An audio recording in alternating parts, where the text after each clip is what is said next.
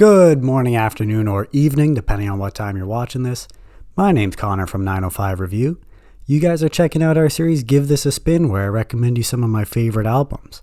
Today we're looking at one of history's most intriguing releases, Mother Earth's Plantasia.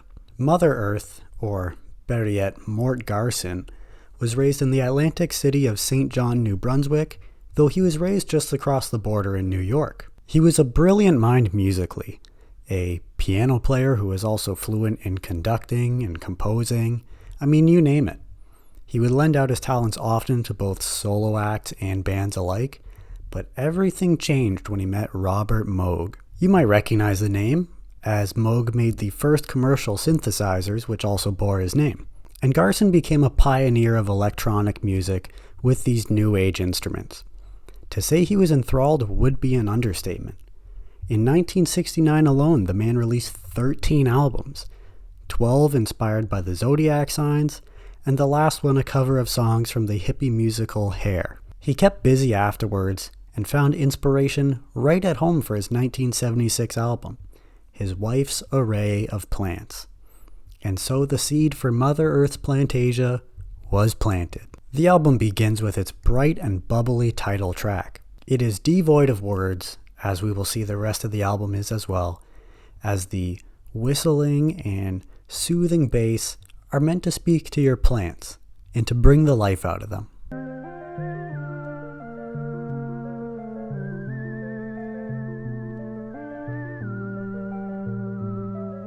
It serves as a nice introduction to this world we're about to immerse ourselves in. This is followed by a symphony and one dedicated to the spider plant.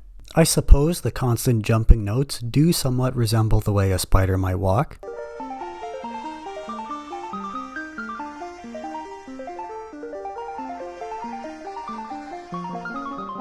Not a bad song, but this one does lose me. Just when it feels like you get some steam going, this set of bubbling sounds swoops in and kind of eradicates everything. It sounds more like what you'd do for an outro, not so early into a song, but then again, I'm no spider plant.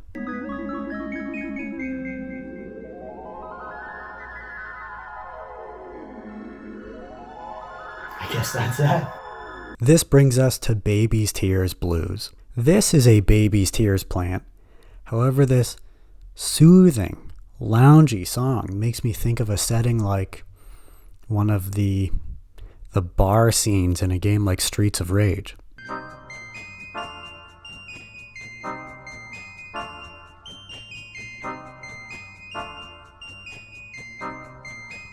Regardless of what I'm supposed to picture versus what I do, this is one cool tune. And close to a minute in, it does become much cheerier before repeating the cycle over.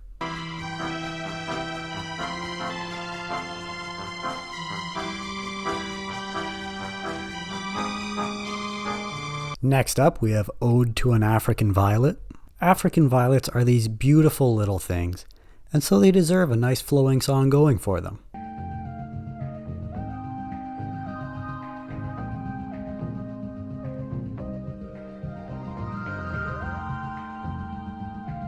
I like that the song is pretty mellow, and yet it has a good pace at the same time. There's some cool sounds used throughout this for another strong tune.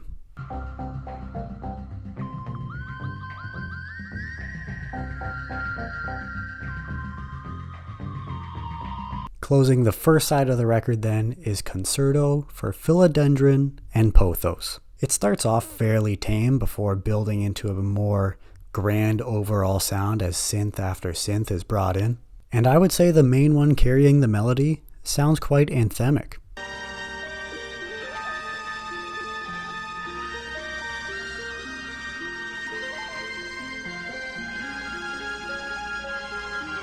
Opening the second side of the album, we have Rhapsody in Green.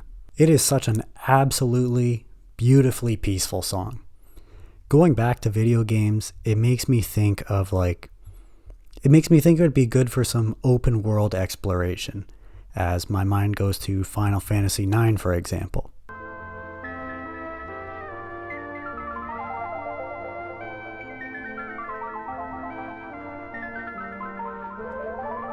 A fantastic song that very well could be my favorite on here. Following that up with another, though, is Swingin' Spathiphyllums. And your plants will surely be swinging to this. It's such an upbeat, fun tune for those interesting looking things.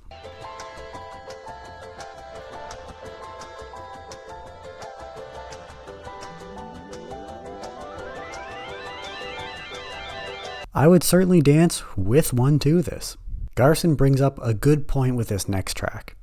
As lively as they look, you don't have to walk a begonia. It's a very lighthearted song, almost even funny.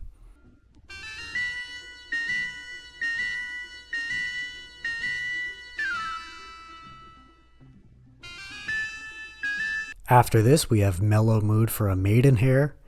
It starts off stark and even a little intimidating, before progressing into something spacier.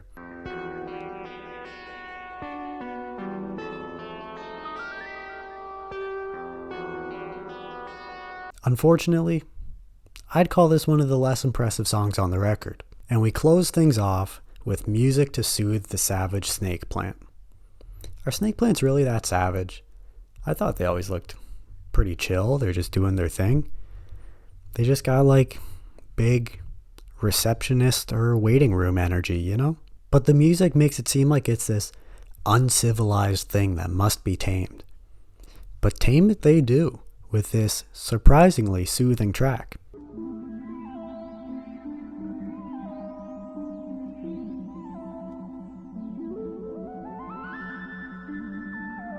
Upon its release, this album may as well have been near impossible to get your hands on. It was available in two places: a plant store in LA, if you also bought a plant, and at Sears, if you also bought a mattress, obviously. But whether it be the music, the innovation in electronics, or just the concept of music for plants, Plantasia developed an underground following, and in 2015 it was finally put out again on vinyl and CD after the original tapes that were believed to have been lost were found. It's also seen its share of variants. 2016's Splatter, 2019 had Green, Clear, Sunburst, Starburst, Snake Plant, Spider Plant, Chlorophyll, and Terracotta. The following year saw more released in Yellow and Begonia editions. And 2022 had Caladium, Coral Bells, Dracula Celosia, Hosta Blue, Lamium Green, and Fern Green mixes. The variants that include a download code to access the album digitally do so on a sheet with sunflower seeds embedded into it, so it can be used to grow a plant after you're done. How brilliant is that? You may notice the album declares it's music for plants and the people who love them.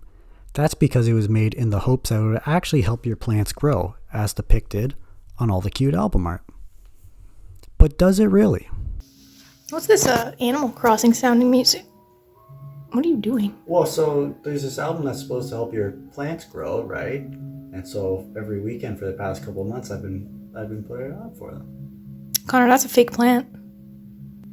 What? Well, I guess the jury's still out on that one.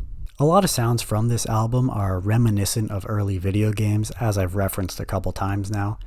So I guess it's fitting that the booklet that comes with the album, which also gives insightful tips on how to care for your plants, alleges that the original 1986 Legend of Zelda game ripped off one of their songs.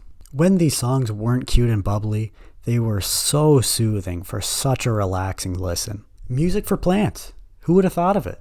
That combined with such early synthesizer usage, and I wholeheartedly believe this album deserves to be remembered as important. With that being said, I hate that I'm stamping this thing with the B+ grading, but on my first listen I just expected it to take me to this whole other world, and I would say it doesn't exactly succeed at that. It is, however, still a good, fun listen. Those wrap up my thoughts on Mother Earth's Plantasia. Let me know yours, and I hope to see you again next time. But, real quick, as always, what were your thoughts on Mort Garson, aka Mother Earth's Plantasia? You already heard mine, so let me know yours down below, as well as any other comments, thoughts, recommendations you might have, and I hope to see you again soon. Maybe feel free to check out one of these videos, or maybe they're over here. They're around the screen somewhere.